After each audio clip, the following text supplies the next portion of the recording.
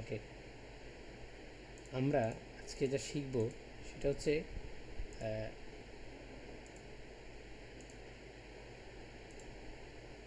আমরা দুইটা সফটওয়্যারের কাজ স্ক্রিন শিখব। শেয়ার হয় না, স্ক্রিন শেয়ার হয় নাই। স্ক্রিন শেয়ার হয় নাই? আচ্ছা, না। ঠিক আছে, আমি স্ক্রিন শেয়ার করে দিচ্ছি।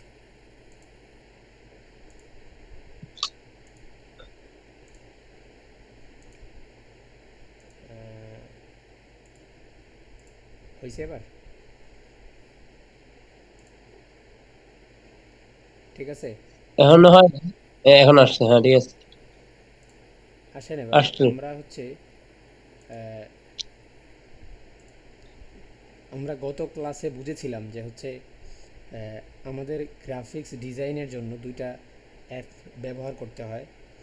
একটা হচ্ছে অ্যাডোবি ফটোশপ আর একটা হচ্ছে অ্যাডোবি ইলাস্ট্রেটর। ঠিক আছে, একটা হচ্ছে অ্যাডোবি ফটোশপ আর একটা হচ্ছে অ্যাডোবি ইলাস্ট্রেটর। ইতিমধ্যে সবাই জানেন কোনটার নাম অ্যাডোবি ফটোশপ, কোনটার নাম ইলাস্ট্রেটর। আমার নিচে দেখেন একটা আছে, এটা হচ্ছে অ্যাডোবি ফটোশপ, অ্যাডোবি ইলাস্ট্রেটর, এই পাশেরটা হচ্ছে অ্যাডোবি ফটোশপ। যখন এটার উপর কার্সার রাখতেছি তখন লেখা আসতেছে, অথবা আপনার কম্পিউটার এখানেও থাকতে পারে। আমি যদি টান দিয়ে ধরে এখানে নিয়ে যাই তখন নিয়ে যেতে পারবো। ঠিক আছে, এই জন্য আপনার কম্পিউটারে এরকম যখন থাকবে অ্যাডোবি ফটোশপ, অ্যাডোবি ইলাস্ট্রেটর, তখন আপনিও নিয়ে যেতে পারবেন। ঠিক আছে, অথবা এখানে যদি স্ক্রিনে সামনে না থাকে তাহলে হচ্ছে এখান থেকে সার্চে গিয়ে অ্যাডোবি ফটোশপ লিখলে, যদি ইনস্টল করা থাকে অ্যাডোবি ফটোশপ লিখলে, ফটোশপ অথবা ইলাস্ট্রেটর যাই লিখেন চলে আসবে। ঠিক আছে, আমি এখানে ফটোশপ লিখলাম। ফটোশপ লেখার সাথে সাথে আমার ফটোশপ দুইটা আছে। তো প্রথম যেটা আছে এটা চলে আসছে, আরেকটা আছে ফটোশপ 20। ঠিক আছে, 20-এরটাও চলে আসছে। তো আপনার কাছে যেটা থাকবে তো ওইটা ব্যবহার করবেন এবং ওইটা নিয়ে আসবেন। তো আমরা আজকে অ্যাডোবি ফটোশপ এর কিছু কাজ দেখব।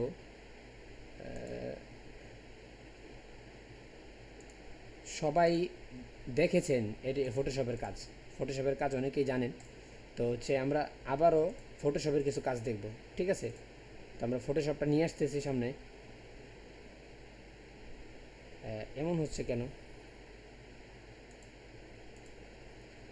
রেকর্ড চলতেছে, ফটোশপটা ওইদিকে চলে গেছে। ঠিক আছে, তো ফটোশপের আইকন সম্পর্কে অনেকে জেনেছেন অথবা অনেকে জানেন নাই। তো হচ্ছে আবার নতুন করে বলতেছি, যেহেতু অনেকেই এখানে বিগিনার বা নতুন থাকতে পারে। ঠিক আছে, ওই সুবাদে নতুন করে আবার বলতেছি। সেটা হচ্ছে আপনার উইন্ডোজটা, আপনার ইয়েটা এমন থাকতে পারে, অথবা এখানে হোম বাটনে ক্লিক করে এমন থাকতে পারে। হোম বাটন আমরা গত ক্লাসে বুঝাইছি, এখানে আবার বুঝাই দিই একটু। হোম বাটন হচ্ছে, এটা হচ্ছে যেরকম মোবাইলে যেরকম হোম বাটন থাকে, এটা হচ্ছে মোবাইলের একটা হোম বাটন।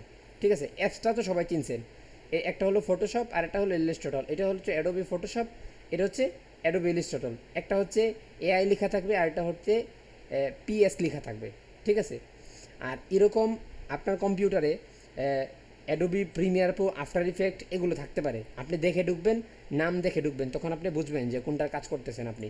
যেহেতু আপনি বিজ্ঞানের নতুন, এই জন্য আপনার বলে দিতে হচ্ছে। ঠিক আছে, তো এবার দেখেন আপনার হোম বাটন, আমি অনেকগুলো কাজ করছি তো যার কারণে আমার এখানে হোম বাটন অনেকগুলো কাজ দেখাচ্ছে। আপনি যদি কাজ না করে থাকেন তখন আপনার এখানে কাজ দেখাবে না।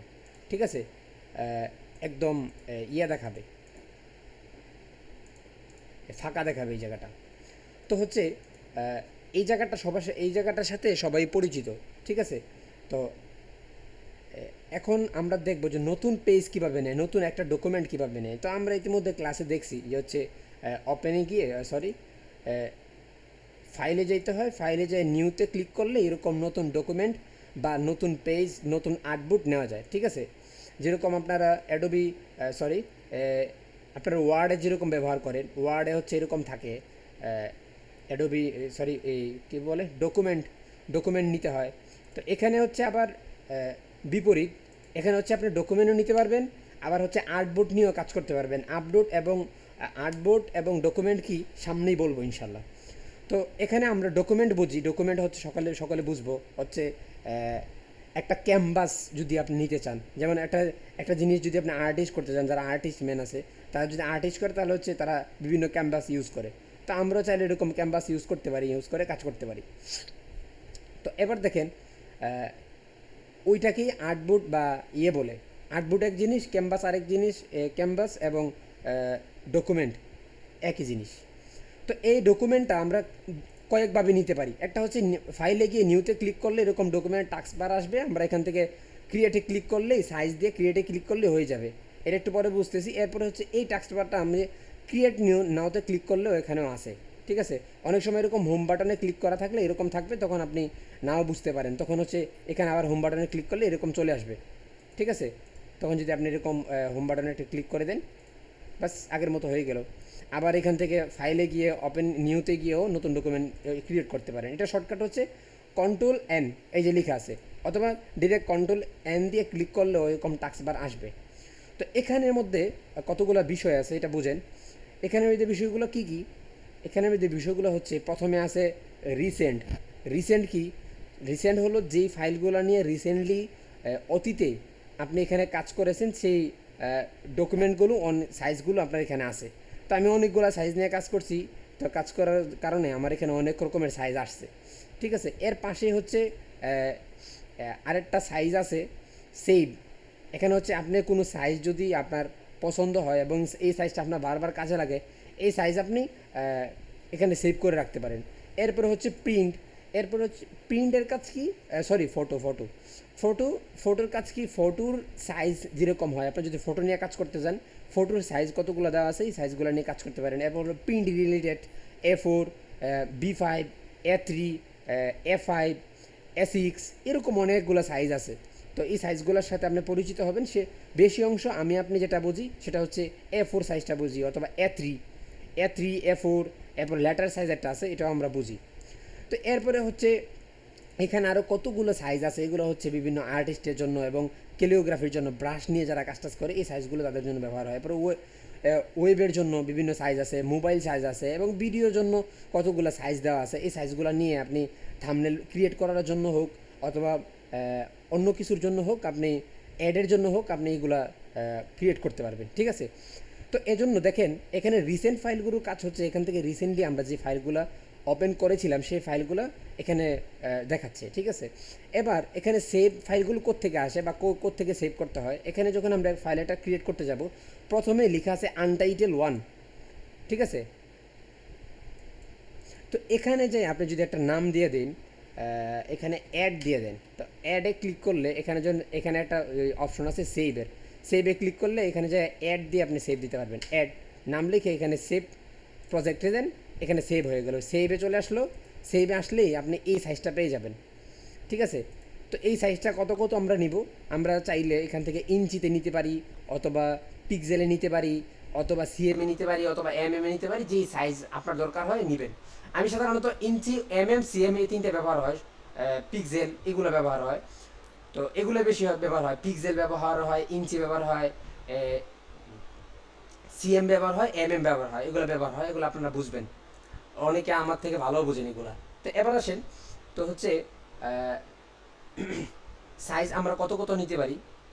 আমরা এখান থেকে এক্সাম্পল, আমরা যেহেতু অ্যাড এটার নাম দিয়েছি, ফেসবুকে অ্যাডের জন্য সাধারণত ব্যবহার হয় 10 ইঞ্চি বাই 10 ইঞ্চি, ঠিক আছে।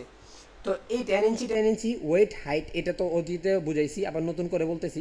সেটা হচ্ছে ওয়েটের কাজ হচ্ছে ওয়েট, আপনার উপরে নিচে কতটুকু জায়গা হবে, সরি ডানে বামে কতটুকু জায়গা হবে, এটা হচ্ছে ওয়েট, ঠিক আছে। আর হাইট হচ্ছে উপরে নিচে কতটুকু জায়গা হবে, উপরে নিচে আপনি কতটুকু জায়গা নিতে চাচ্ছেন, এবং ডানে বামে কতটুকু জায়গা নিতে চাচ্ছেন, ঠিক আছে। তো হচ্ছে আমরা এখান থেকে 10 ব্যবহার করলাম, ওয়েট হাইট স্কোয়ার রাখলাম, 10 রাখলাম, আপনি চাইলে বিপরীত রাখতে পারেন। এরপরে হচ্ছে ওরিয়েন্টেশন, এটা কি? এটা হচ্ছে একটা হচ্ছে পোর্টকার্ড আর একটা হচ্ছে ল্যান্ডস্কেপ। পোর্টকার্ড এখানে স্ক্রিনটা, এখানে ক্লোটা দেখলে আপনি বুঝতে পারবেন, এখানে ক্লো দেওয়া আছে। পোর্টকার্ডের কাজ কি? যেমন এখান থেকে আমি 15 যদি ব্যবহার করি, সরি 15 ব্যবহার করলাম, লাইক দিস, এখানে চলে আসছে কেন, আমি এখানে 15 ব্যবহার করলাম। 15 ব্যবহার করে দেখেন, আমি যখন এখানে ওরিয়েন্টেশনটা ঘুরাই দিচ্ছি, এটাও ঘুরে যাচ্ছে, ঠিক আছে। যদি এখানে আমি দিই 10 এবং এখানে দিই 15, দেখেন ওরিয়েন্টেশনটা ঘুরে গেছে, এখানে ছিল এদিকে ঘুরে গেছে।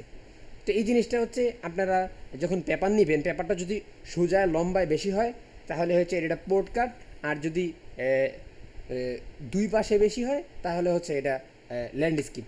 এটা আপনারা ভালো করেই বুঝেন। এরপরে একটা আছে আর্টবোর্ড। আর্টবোর্ড জিনিসটা কি? আর্টবোর্ড জিনিসটা একটু পরে আপনাদেরকে বোঝাচ্ছি। আর্টবোর্ড জিনিসটা সামনে আসতেছে। এরপরে দেখেন, এরপর রেজুলেশনটা কি? রেজুলেশনটা হচ্ছে আপনি যেই কাজটা করতে যাচ্ছেন এটার ইয়ে কতটুকু হবে, এটার রেজুলেশন কতটুকু হবে। আপনি প্রত্যেক সময় সাধারণত আমরা যে মোবাইলে এবং কম্পিউটারে এবং বিভিন্ন ওয়েবসাইটে গিয়ে আমরা যেগুলো দেখি, যে ইমেজগুলো দেখি, এগুলো সাধারণত 72 দিয়ে থাকে। তো প্রিন্ট রিলেটেড, এবং আপনি যদি চান যে হচ্ছে আপনার এটা রেজুলেশন একটু ভালো হোক, তাহলে হচ্ছে আপনি অবশ্যই এখান থেকে 300 দিয়ে নিতে পারেন। তো আমি সাধারণত 300 দিয়ে ইউজ করি। তো এরপরে হচ্ছে এটা কীভাবে নেবেন, আপনি চাইলে সিএমএ নিতে পারেন, অথবা আপনি ইঞ্চি পিক্সেলে নিতে পারেন। আমি হচ্ছে পিক্সেল ইঞ্চিতে দেখি। এরপরে হচ্ছে কালার মোড, আপনি কোন কালার মোডে আপনি ডিজাইন করবেন। গতকালকে ক্লাসে আমি বলেছিলাম যে হচ্ছে কালার এর অপশনটা আপনাদের কাছে এবং আপনাদের নিকট খুবই গুরুত্বপূর্ণ, ঠিক আছে? এটা খুবই গুরুত্বপূর্ণ, আপনারা কালার বিষয়টা অবশ্যই বুঝবেন যে কোন কালার কিসের জন্য কাজে আসে। আমি আজকে মোটামুটিভাবে আপনাদেরকে একটা ধারণা দিব যে হচ্ছে কোন কালারটা কিসের জন্য কাজে আসে। দেখেন এখানে ক্লিক করার পরে কতগুলা কালার আসছে। আজকে 2টা কালারই বুঝেন।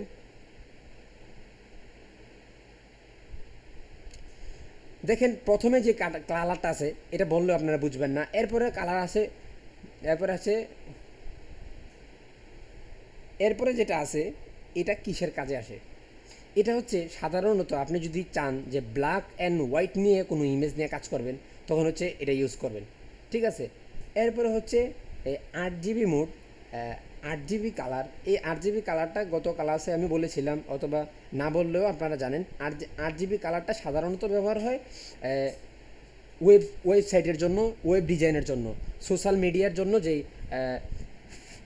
ডিজাইনগুলো করা হয় সেই ডিজাইনগুলো সাধারণত 8 জিবি মোডে হয়, ঠিক আছে? আপনি যদি সোশ্যাল মিডিয়ার জন্য অ্যাড একটা ক্রিয়েট করতে চান তাহলে হচ্ছে অবশ্যই 8 জিবি মোডে কাজ করবেন। এরপরে হচ্ছে সিএমওয়াইকে কি, এটা কি? এটা হচ্ছে সাধারণত প্রিন্টের কাজের জন্য ব্যবহার হয়। এটা দিয়ে কাজ করে যে আপনি অন্য কাজ করতে পারবেন না, অথবা সোশ্যাল মিডিয়ায় দিতে পারবেন না, ব্যাপারটা এমন না। এরপরে হচ্ছে আপনাদের কাছে হচ্ছে বিট জিনিসটা কি? বিট জিনিসটা হচ্ছে আচ্ছা এটা পরে বলতেছি। এখন আপাতত বিট জিনিসটা বুঝে রাখেন। এখানে অনেকগুলো হইতে পারে, 32 হইতে পারে, 16 হইতে পারে, 8 হইতে পারে। বিট জিনিসটাকে একটু পরে বোঝাচ্ছি আপনাদেরকে। তো এরপরে হচ্ছে এখানে হলো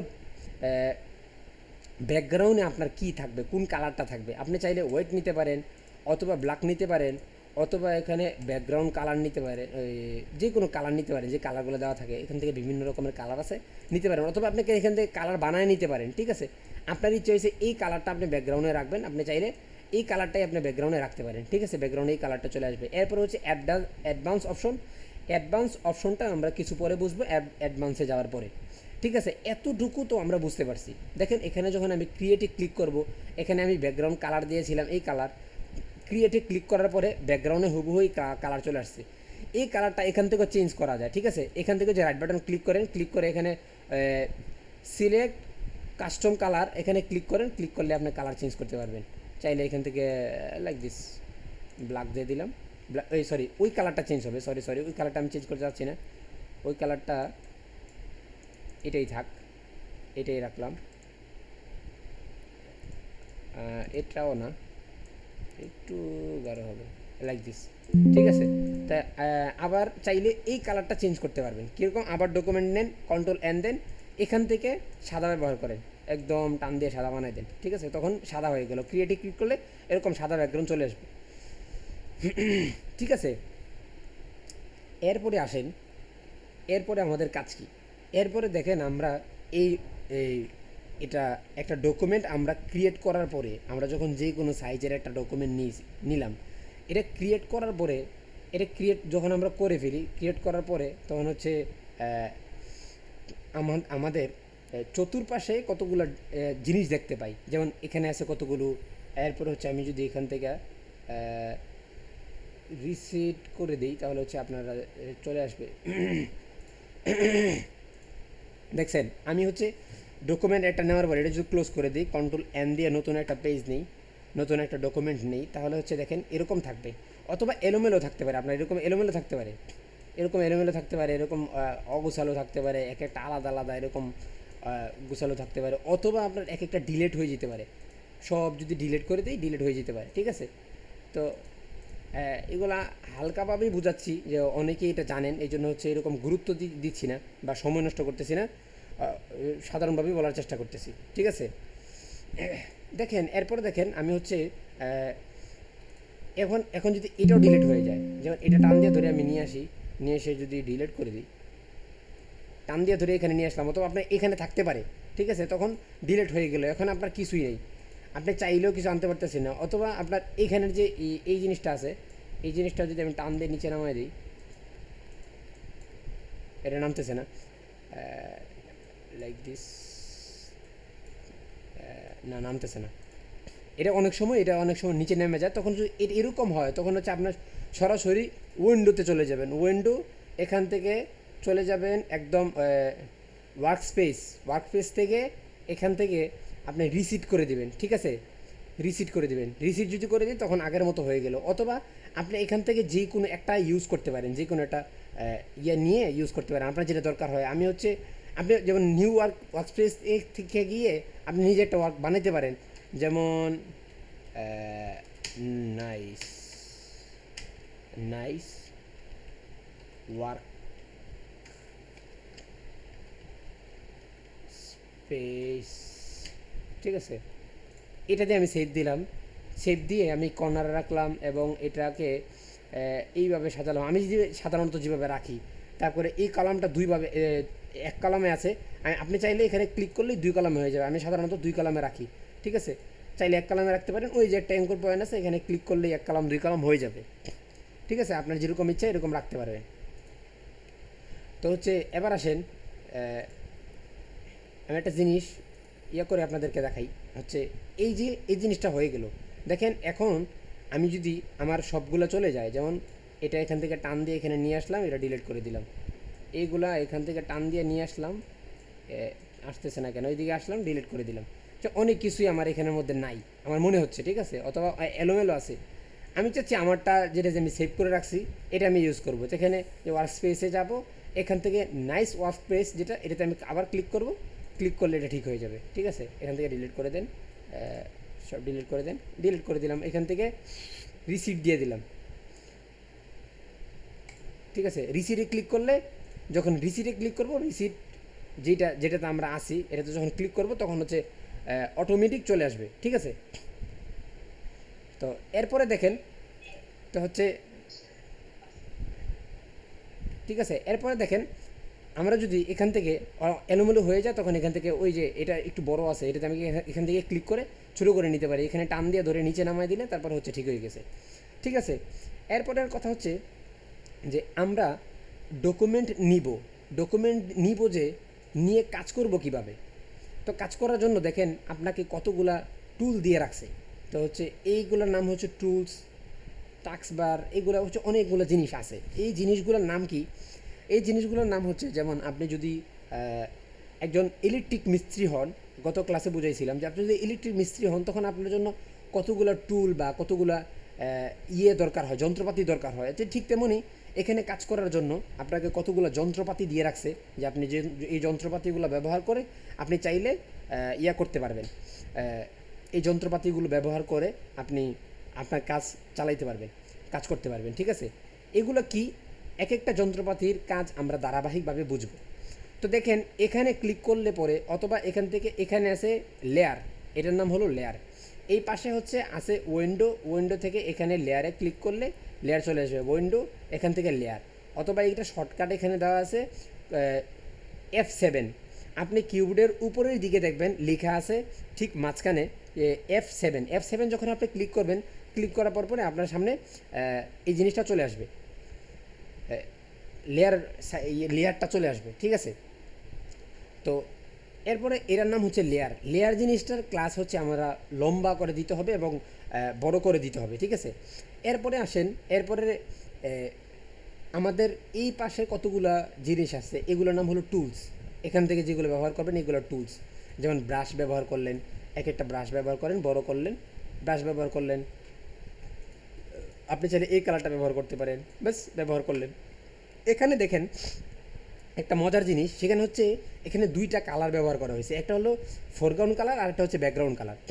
তো এই ফোরগ্রাউন্ড কালার এবং ব্যাকগ্রাউন্ড কালারটা কী, ফোরগ্রাউন্ড কালার এবং ব্যাকগ্রাউন্ড কালারটা কী বুঝেন? যেমন আমি এখান থেকে এখানে ক্লিক করলে একটা সাদা কালো হয়ে যায়। তো এখানে কি, একটা হচ্ছে ফোরগ্রাউন্ড কালার, একটা হচ্ছে ব্যাকগ্রাউন্ড কালার। ফোরগ্রাউন্ড কালার কোনটা, ব্যাকগ্রাউন্ড কালার কোনটা দেখেন। আমি মাউসের কার্সারটা যখন উপরে রাখতেছি তখন হচ্ছে এখানে লেখা আসছে সেট ফোরগ্রাউন্ড কালার। আর যখন আমি মাউসের নিচেরটা সাদাটার উপর রাখতেছি তখন লেখা আসতেছে সেট ব্যাকগ্রাউন্ড কালার। তাহলে হচ্ছে একটার নাম হচ্ছে ফোরগ্রাউন্ড কালার, আরেকটার নাম হচ্ছে ব্যাকগ্রাউন্ড কালার। ঠিক আছে? তো এবার দেখেন কোনটার কাজ কীরকম। আমি চাইলে সাদাটাকে উপরে আনতে পারি, অথবা আমি কালোটাকে নিচে নিতে পারি। এখানে একটা কর্নারের মতো একটা জিনিস দেওয়া আছে, আপনারা দেখতে পাচ্ছেন। এখানে ক্লিক করার পরই দেখেন আমার কালারটা ঘুরে গেছে। আপনি চাইলে এখান থেকে কালার ভিন্ন রকমের কালার সিলেক্ট করতে পারেন। এখানে ডবল ক্লিক করলে ফোরগ্রাউন্ডে অথবা ব্যাকগ্রাউন্ডে যেটা কালারে সে নিতে চান, তাহলে হচ্ছে এখানে ডবল ক্লিক করলে আপনি কালার ঘুরাইতে পারবেন। এখন যদি আমি ব্রাশ নিই, ব্রাশ নিয়ে সিলেক্ট করি, তাহলে হচ্ছে উপরে যে কালারটা আছে এই কালারটা ইউজ হয়েছে। আমরা যদি চাই যে এখান থেকে একটা কালার ইউজ করব, নিচের কালারটা ইউজ করব, তাহলে হচ্ছে নিচের কালারটা ইউজ করার জন্য আমি অবশ্যই এটাকে ঘুরাইতে হবে। একটা শর্টকাট আপনাদেরকে শিখিয়ে দিচ্ছি, শিফট এক্স ক্লিক করলে এখান থেকে ফোরগ্রাউন্ড কালার এবং ব্যাকগ্রাউন্ড কালারটা ঠিক ঘুরে যায়। তখন আপনারা চাইলে এখান থেকে ফোরগ্রাউন্ড কালারটা ব্যাকগ্রাউন্ড কালারটা ঘুরে ব্যবহার করতে পারবেন। তো আমি এখানের যে চকলেট টাইপের যে কালারটা আছে এই কালারটা আমি ইউজ করতে চাচ্ছি। এখান থেকে আমি ব্রাশটা সফট রাউন্ড ব্রাশ নিতে পারি, এখান থেকে ইউজ করি। দেখেন আমার এই কালারটা ব্যবহার হয়েছে। অথবা আমি এখান থেকে যদি হার্ড ব্রাশ ব্যবহার করি, হার্ড ব্রাশ ব্যবহার করলে একদম হার্ডলি ব্যবহার হয়, কোনো ইয়ে থাকে না, ব্লাড টাইপের বা কিছু এরকম কিছু থাকে না। ঠিক আছে? ব্রাশের ক্লাস আসতেছে সামনে, অবশ্যই খুব বড় পরিসরে আসতেছে। এবার দেখেন অনেক সময় আপনার কম্পিউটারে বা আপনার ইয়েতে এরকম থাকতে পারে যে হচ্ছে ফোরগ্রাউন্ড কালার, ব্যাকগ্রাউন্ড কালার দুইটা বিভিন্ন সাইজের বা বিভিন্ন কালারের। তখন আপনি চাইলে এখান থেকে সাদা কালো করে নিতে পারেন। এখানে দেখেন ফোরগ্রাউন্ড কালার এবং ব্যাকগ্রাউন্ড কালারের পাশে একটা হচ্ছে সাদা কালো একটা চিহ্ন আছে। এই ফোরগ্রাউন্ড কালার ব্যাকগ্রাউন্ড কালারটা যেরকম এই সিস্টেমের একটা চিহ্ন আছে। এই চিহ্নটা আছে, এখানে ক্লিক করলেই পরে আপনাদের এটা ইয়ে হয়ে যাবে। ঠিক আছে?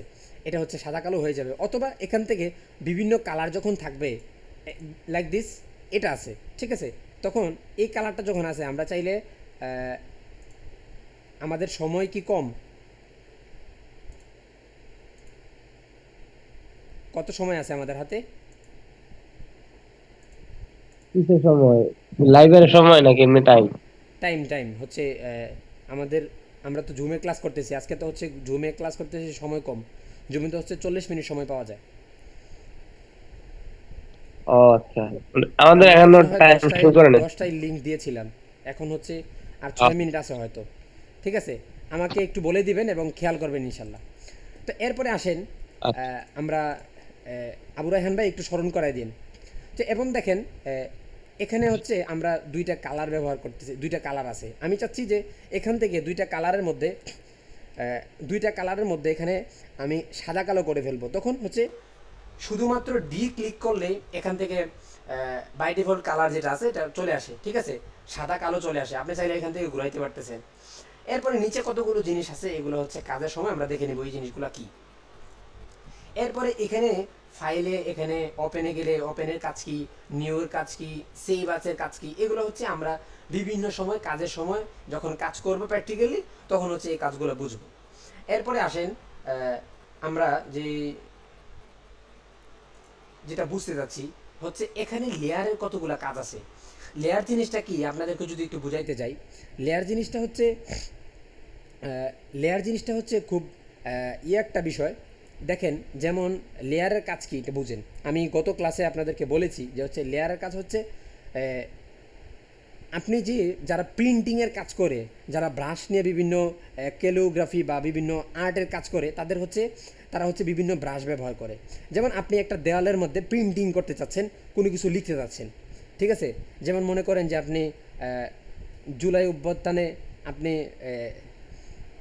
অভ্যুত্থানের পরে দেখেন না হচ্ছে বিভিন্ন জায়গায় বিভিন্ন দেয়ালে লেখালেখি করছে, যেরকম আপনি লেখালেখি করতেছেন এই দেয়ালগুলোতে যদি আপনি একটাবার একটা কিছু লিখে ফেলেন ব্রাশ দিয়ে, এরকম এখান থেকে যেরকম আমরা ব্রাশ নিয়ে নিলাম, ব্রাশ দিয়ে যদি একটা দাগ দিয়ে দিই তাহলে যেরকম ব্রাশ হয়ে যায়, ঠিক আছে, আমরা কালোটা ব্যবহার করি, এরকম ব্রাশ হয়ে যায়। এখন চাইলেও এটা আমি মুছতে পারবো না, ঠিক আছে, চাইলেও এটা বুঝতে পারতেছি না। তো এটার কাজ কি মূলত দেখেন, এখান থেকে যখন আমি নতুন একটা লেয়ার নিব তখন হচ্ছে এই জিনিসটা আমাদের জন্য সহজ হবে, তখন এখান থেকে মুভ করতে পারতেছি। এই জিনিসটা হচ্ছে এরকম যে হচ্ছে আপনি দেওয়ালের মধ্যে প্রিন্টিং করার সময় একটা সীসা বা একটা কাগজ যদি দিয়ে দেন, একটা হলো পলি দিয়ে দিলে, সাদা পলি দিয়ে দিলে, তখন হচ্ছে সাদা পলির উপর যদি আপনি প্রিন্টিং করেন তখন হচ্ছে সাদা পলিটা সরাইতে পারলেন। একটা গ্লাস দিয়ে দিলে গ্লাসের উপর যদি প্রিন্টিং করেন সরাইতে পারলেন এবং কাস্টমাইজ করতে পারলেন।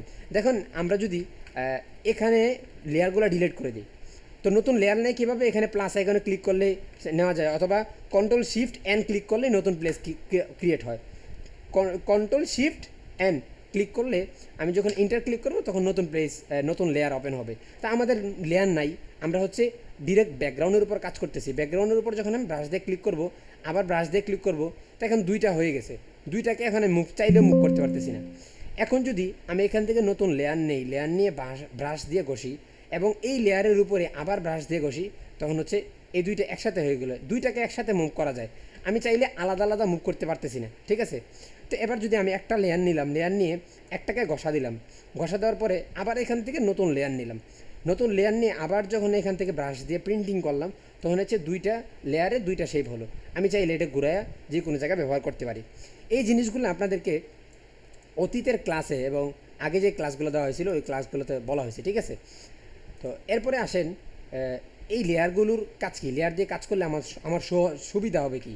দেখেন লেয়ারগুলো নিয়ে যখন আপনি কাজ করবেন তখন হচ্ছে আপনার কাজে যেমন এই কাজটাকে আপনি একটু কাস্টমাইজ করতে চাচ্ছেন, অথবা এই কাজটাকে আপনি হচ্ছে যেমন আমি এখান থেকে পেন্টিংয়ের একটা কাজ করলাম, এই কাজটা করলাম, তো হচ্ছে আমি চাচ্ছি এটাকে একটু ঘুরবে, ঠিক আছে। এখন যদি ব্যাকগ্রাউন্ড হয়ে গেছে এটা হবে না, আমি নতুন লেয়ার নিয়ে তারপরে হচ্ছে এখানে যখন ব্রাশে ক্লিক করব ব্রাশ হয়ে যাবে, তখন এই তো ব্রাশে ক্লিক করলাম, ব্রাশে ক্লিক করার পরে আমি চাইলে এখান থেকে এটা মুভ করতে পারবো, ঠিক আছে।